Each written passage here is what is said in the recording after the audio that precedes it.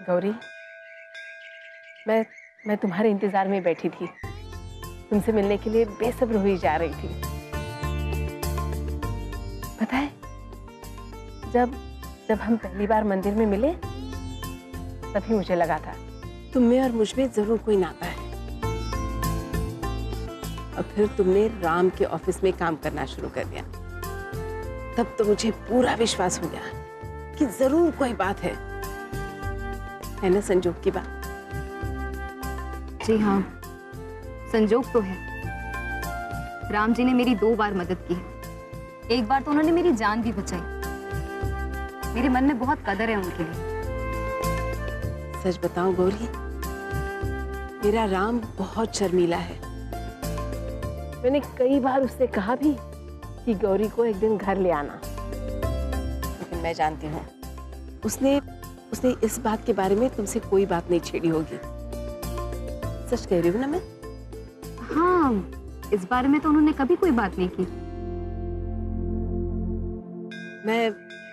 मैं तुम्हारे घर वालों से मिलना चाहती हूँ।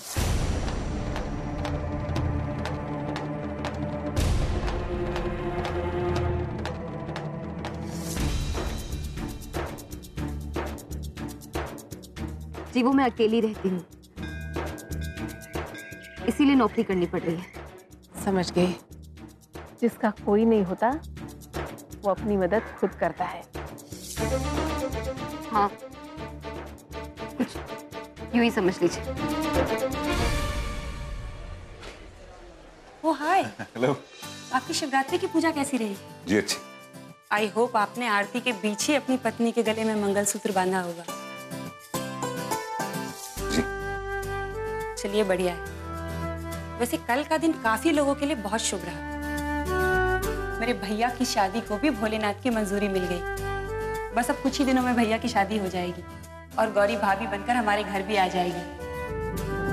ओ हाँ, एक्चुअली भैया जिस लड़की के प्यार में पागल है ना, उसका नाम भी गौरी है। बड़ा कोइंसिडेंस। मेरी बीवी का नाम भी गौरी। ओह वाह, इसका मतलब मेरे भैया की और आपकी पसंद बिल्कुल एक जैसी है। लेकिन सच्चाई कुछ और है ना? तुम्हें मन ही मन किसी से प्यार हो गया है। मैं कह रही हूँ वो सच है ना? तुमसे प्यार करने लगी हूँ रुद्र। मैं तुझसे प्यार करने लगा हूँ। I've fallen in love with you। तुम हमेशा उसी के पास रहना चाहती हो। तुम्हारे दिल में उसके लिए बहुत प्यार है। तुम्हारे लिए भगवान के बाद अगर कोई है तो सिर्फ वो है। और मैं अगर जरा सी भी गलत ना हूं तो उसका नाम किसी भगवान के नाम से ही रखा है। हाँ, रुद्र भी तो भगवान शिव का ही एक नाम है। तुम हमेशा उसी के साथ रहना चाहती हो, है ना? जी हाँ, हमेशा हमेशा की। बस गौरी, यही सुनना चाहती थी मैं। अब तुम घर जाओ, सब कुछ ऊपर वाले पे छोड़ दो। उसकी मर्जी से सब अच्छा ही होगा। ठीक है, तो आप चलिए, मैं आपको घर तक छोड़ देती हूँ। अरे नहीं, मुझे एक बड़ी भली बहना मिली थी, वो मुझे घर तक छोड़ने वाली है। तुम चिंता मत करो। ठीक है, तो मैं चलती हूँ, लेकिन आप अपना पूरा ध्यान रखिएगा। ठीक है? जीती रहो बेटा।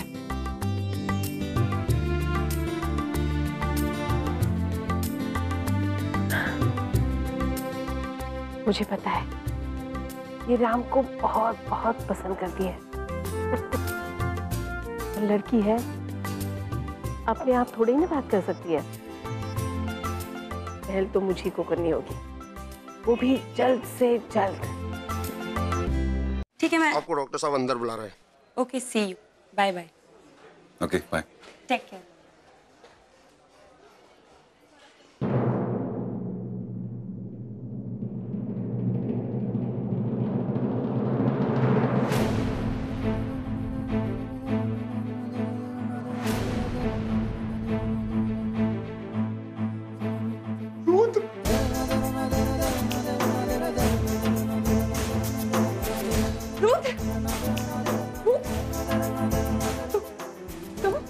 यहाँ रुद्र, मुझे तुमसे बात करनी है। मुझे तुमसे कोई बात नहीं करनी। वैसे भी तुम्हारे और मेरे बीच में ऐसी कोई वजह नहीं है कि हम दोनों बात करें। वैसे तुम यहाँ क्या कर रही हो? मेरा पीछे तो नहीं कर रही ना?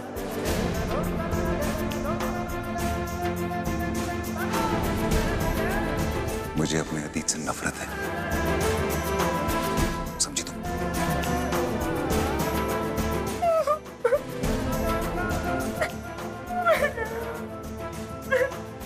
ये रोने का नाटक बंद करो प्लीज। तो मेरी बात सुनो, मैं तुमसे सिर्फ एक बार बात करना चाहती हूँ। I just want to talk.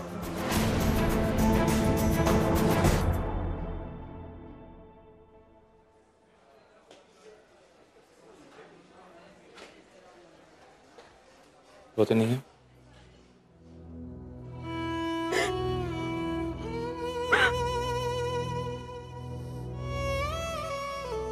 देखा मैंने, वो तो नहीं।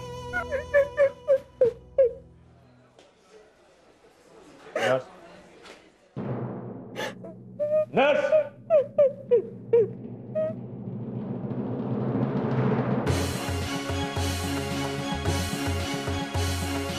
कमरे में जाओ। मैं आ रहा हूँ, कमरे में जाओ। नहीं, प्लीज। नहीं, मैं आ रहा हूँ।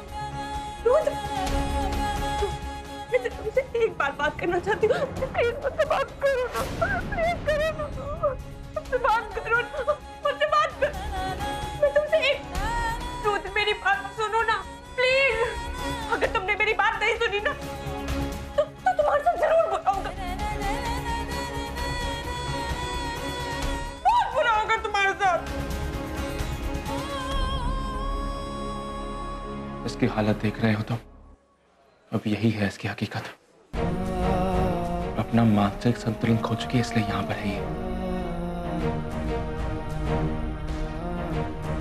खैर, काश मैं उसे उस दिन उस पहाड़ की चोटी पर नहीं लाता, तो मेरी प्रिय मदर का ये हाल नहीं होता।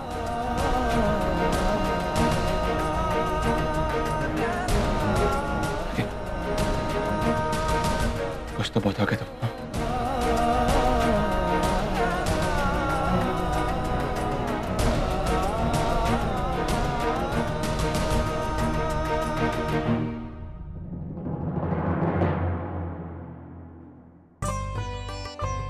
राम, बिट्टू, माँ शुक्र है तू आ गई।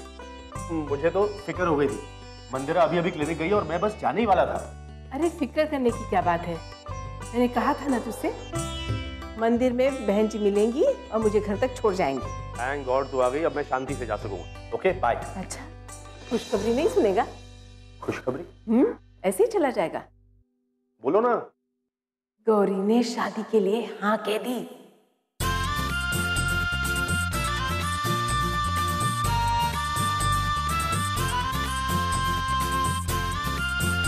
क्या? गौरी ने खुद ऐसा कहा? उसने खुद कहा है उसे प्यार है। माँ मुझे तो यकीन ही नहीं हो रहा कि गौरी ने खुद ऐसा कहा। Really? Oh my God, wow. और मैं बता दूं, शादी बहुत जल्द होगी, अगले हफ्ते 14 मार्च को। 14 मार्च का दिन बहुत शुभ है शादी के लिए। तुझसे ये किसने कह दिया कि 14 मार्च शुभ दिन है शादी के लिए?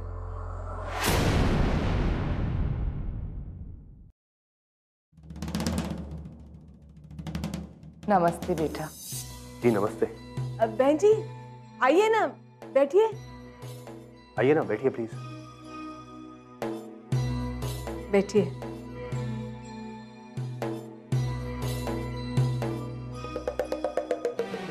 अरे बहन जी, हाथ की रेखाएं भी पड़ती हैं। दिखाओ दिखाओ हाथ।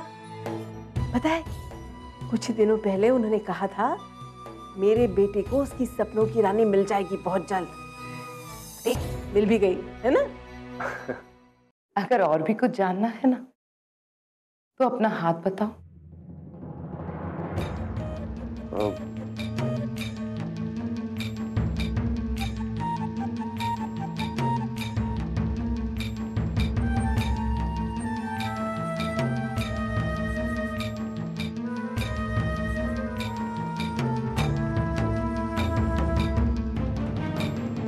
बेटा मेरे हिसाब से तो शादी जल्द से जल्द हो जानी चाहिए, नहीं तो क्या? नहीं तो बेटा कोई और आकर तेरी गौरी को तुझसे छीन देगा बेटा। वैसे उस गौरी के पीछे एक लड़का पड़ा हुआ है, बड़ा ही झक्की है, उसे पटाने की पूरी कोशिश कर रहा है वो। अब बेटा अगर गौरी के सामने उस लड़के के अलावा और कोई लड़का नहीं हुआ तो वो बेचारी क्या करेगी? मजबूरन उसे हाँ बोलनी ही पड़ेगी ना। अब कब तक वो कबारी बैठी रहेगी? तू चाहता था ना कि गौरी हाँ कहते, गौरी ने हाँ कहती। अब देर किस बात की है? अब मेरी तरफ से कोई देर नहीं होगी। अगर गौरी भी वही चाहती है जो मैं चाहता हूं तो फिर तो सवाल ही नहीं उठता कि गौरी मेरे सिवा किसी और की हो जाए। मां शादी की तैयारी कर, धूमधाम से होगी राम और गौरी की शादी 14 मार्च को।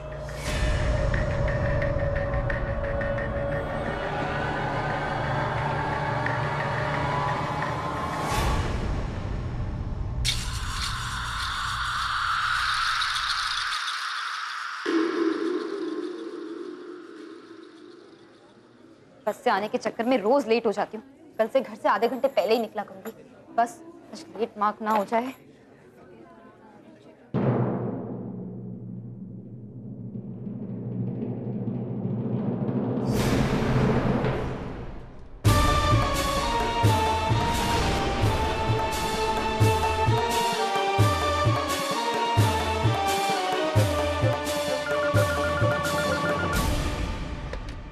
हेलो गौरी जरा अंदर आना। जी सर, अभी आई। ओके।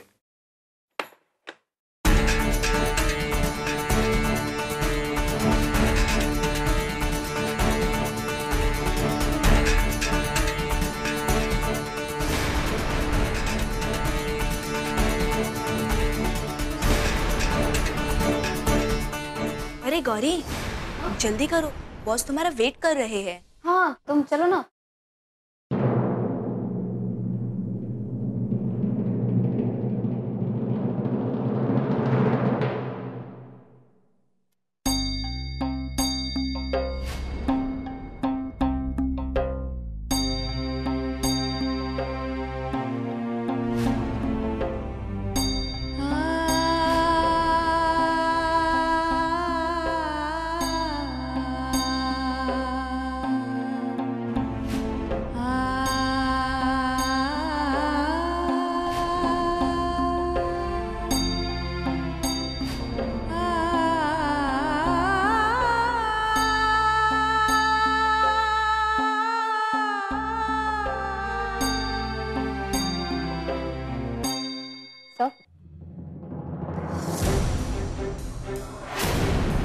ये क्या हुआ?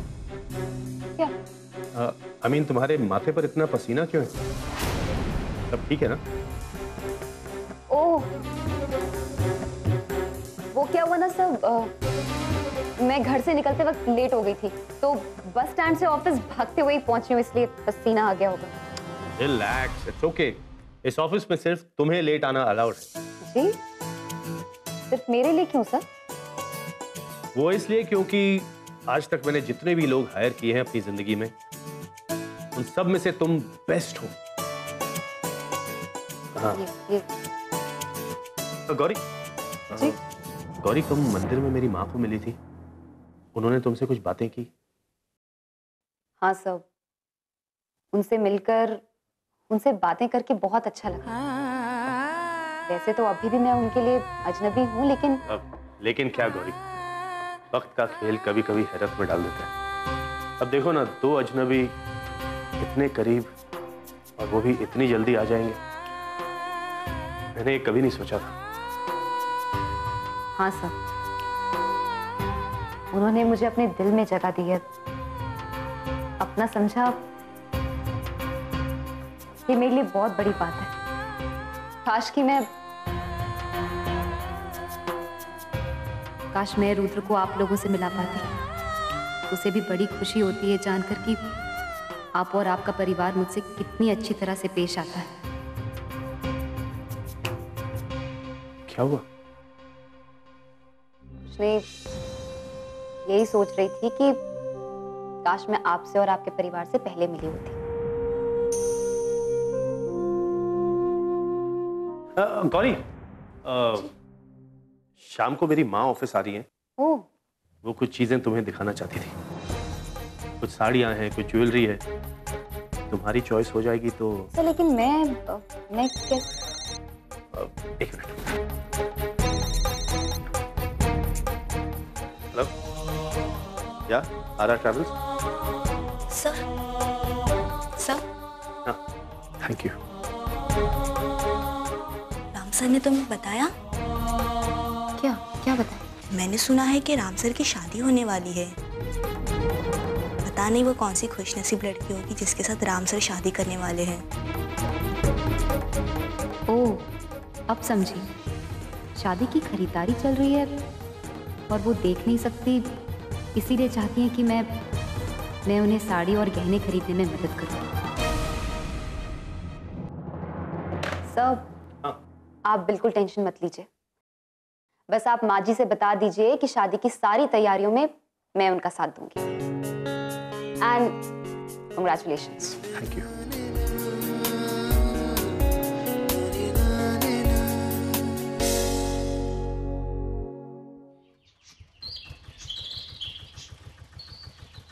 अंकल, ये चिट्ठी आपके लिए आंटी ने दिया। कौन सी आंटी? अरे सुन तो।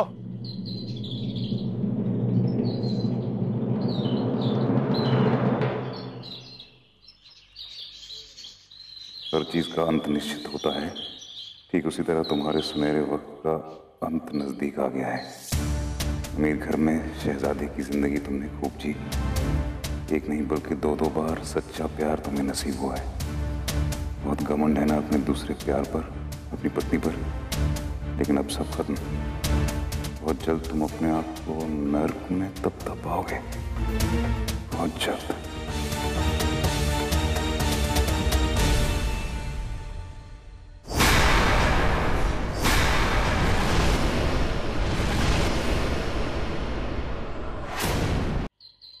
अरे रुद्र बेटा, तुम इस ऑटो में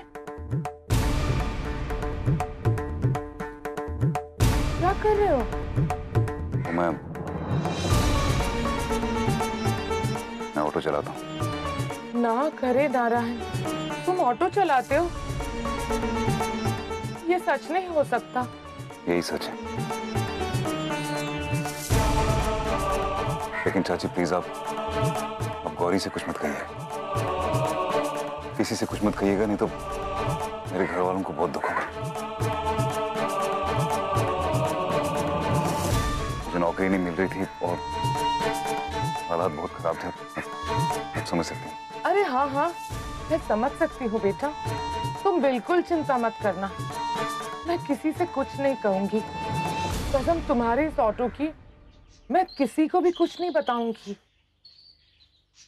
ठीक है? ऐसे रुद्र बेटा, तुम परेशान लग रहे हो।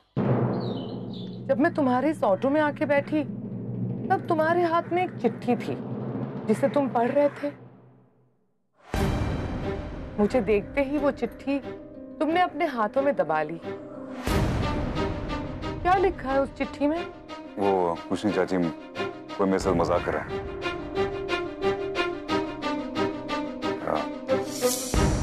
चाची मैं एक्चुअली थोड़ा परेशान हूँ, आप मुझे थोड़ा टाइम लगेगा, आप कोई दूसरा ऑटो ले लेंगे? हाँ, कोई बात नहीं।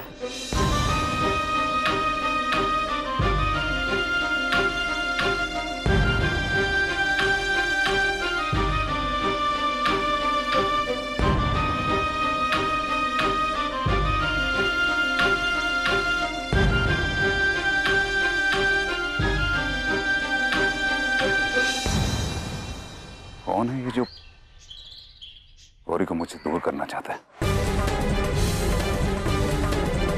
चाहे कुछ भी हो जाए। मैं गौरी और खुद के बीच में किसी को नहीं आने दूंगा। रुद्र और गौरी को कोई अलग नहीं कर सकता, कोई नहीं। तुम कितनी भी कोशिश कर लो रुद्र, लेकिन तुम्हारी सोच और तुम्हारी समझ के बीच इतनी गहरी दरारें पैदा कर दूंगी कि ना ही तुम्हारे दिमाग को चैन मिलेगा और ना ही तुम्हारे दिल को। हर एक नए दिन के साथ तुम्हारी जिंदगी बद से बदतर होती जाएगी।